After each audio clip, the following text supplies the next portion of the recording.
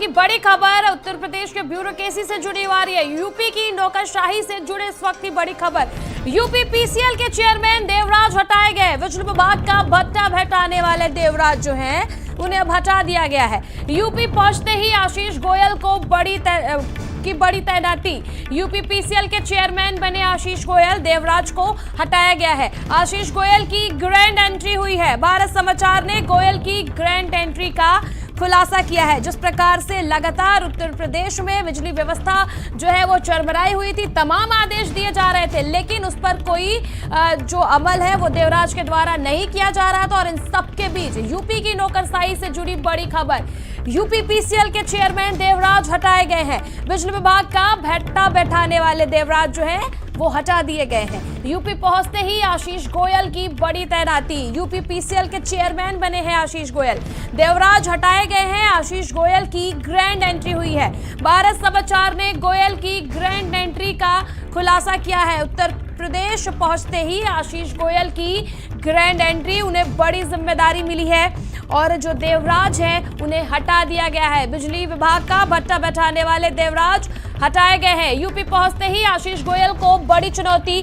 और state head Virendra Singh ji हमारे साथ जुड़ चुके हैं। वीरेंद्र जी, लगातार जो है यूपी पीसीएल विभाग में देवराज के कई कारनामे सामने आ रहे थे, ऐसे में वो हटा दिए गए हैं और ग्रैंड एंट्री आशीष गोयल की हुई है। बिल्कुल, देखिए ये उत्तर प्रदेश की नौकरशाही के लिए बहुत बड़ी खबर है कि इस समय उत्तर प्रदेश पावर कारपोरेशन के जो चेयरमैन है एम देवराज, पिछले 4.5 साल से करीब वो बिजली विभाग के मुखिया बने बैठे थे और उनको सरकार ने आज हटा दिया है। देवराज को प्राविधिक शिक्षा का प्रमुख सचिव बनाया गया है। उनकी जगह पर आशीष गोयल यूपी बिजली विभाग के नए चेयरमैन बनाए गए हैं यूपी पावर कारपोरेशन के। आशीष गोयल अभी कुछ दिन पहले ही दिल्ली से लौटे हैं और परसों नियुक्ति विभाग में उन्होंने अपनी ज्वाइनिंग दी थी। आज उनको सरकार ने उत्तर प्रदेश बिजली विभाग का चेयरमैन नियुक्त किया है। पावर कारपोरेशन का चेयरमैन बहुत ताकतवर पद होता है, बहुत बड़ा पद माना जाता है।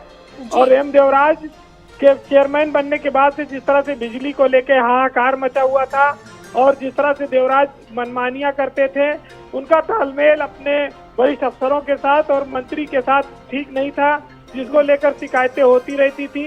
एक तरह से कहा जाए तो बिजली विभाग लगातार घाटे की ओर जा रहा था, बैठ रहा था, उसका भट्टा बैठ चुका था और पूरे बिजली महकमे में हाहाकार मचा हुआ है आज की तारीख में प्रदेश में बिजली को लेकर।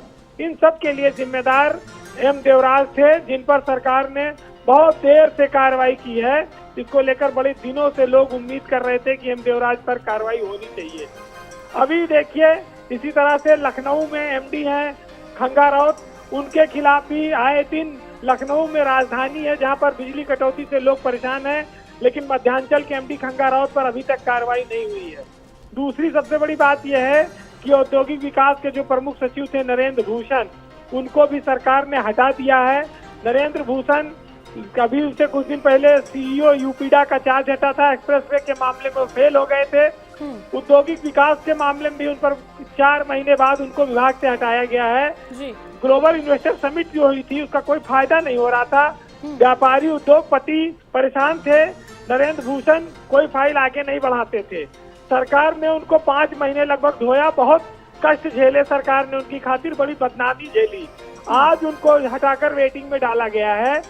ये तो बहुत बड़ी खबरें हैं और ये ब्यूरोक्रेसी के बहुत मजबूत अफसर ये लोग माने जाते थे, जिन पर आज कार्रवाई हुई है। तो ये बहुत बड़ी कार्रवाई है। यूपी में सरकार ने 4 आईएएस अफसरों के ट्रांसफर किए हैं।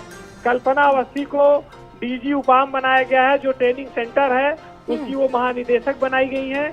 लेकिन देवराज और नरेंद्र भूषण से सरकार एकदम साफ तौर पर नाराज है।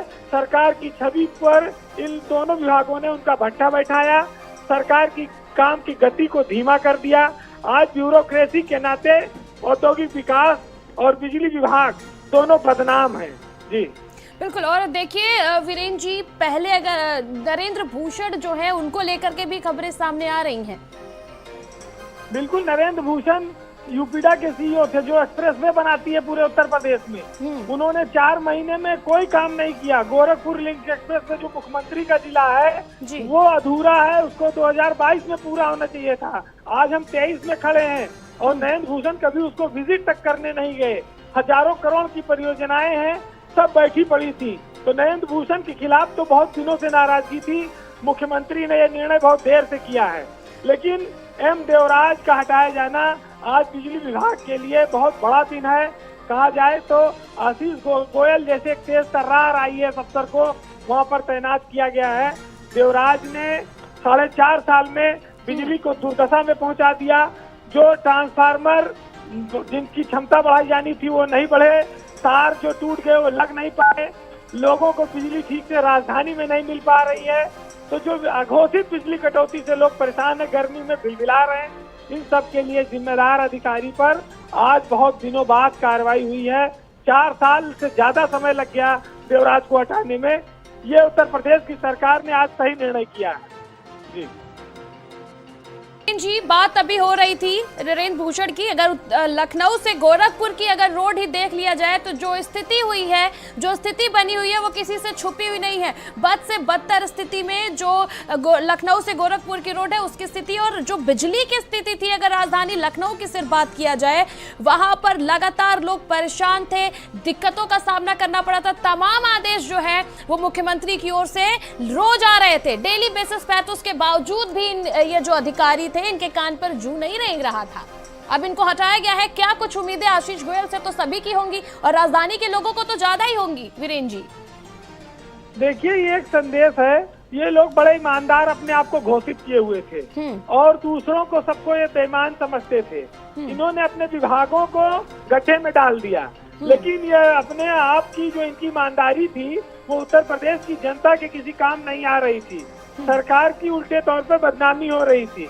आज गोरखपुर लिंक एक्सप्रेसवे जो मुख्यमंत्री का ड्रीम प्रोजेक्ट है, नरेंद्र भूषण ने उस पर 1 रुपया नहीं जारी किया जब तक वो CEO रहे यूपीडा के। 4 महीने बाद उनको हटाना पड़ा। आज उनको औद्योगिक विकास से भी हटा दिया गया, क्योंकि पूरी दुनिया के उद्योगपति आए थे इन्वेस्टर समिट में। आज जो लोग उद्योगपति आते हैं उनका ये फोन नहीं उठाते हैं। नरेंद्र भूषण जैसे अधिकारियों ने औद्योगिक विकास को रसातल की ओर ढकेल दिया था।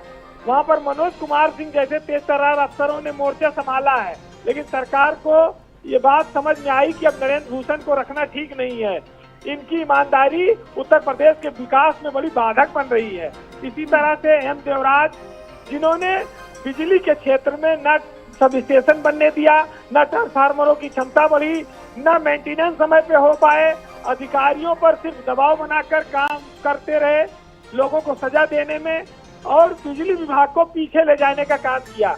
इन अफसरों की ईमानदारी किस काम की, जब इनका न अपने मंत्री के साथ तालमेल है, न इनके काम का जनता को कोई फायदा पहुंच रहा है। तो ये स्वयं खुद को ईमानदार घोषित करके सरकार की नजरों में विभाग में नीचे कितने बड़े बड़े भ्रष्टाचार हो जा रहे हैं, वो कैसे हो रहे हैं।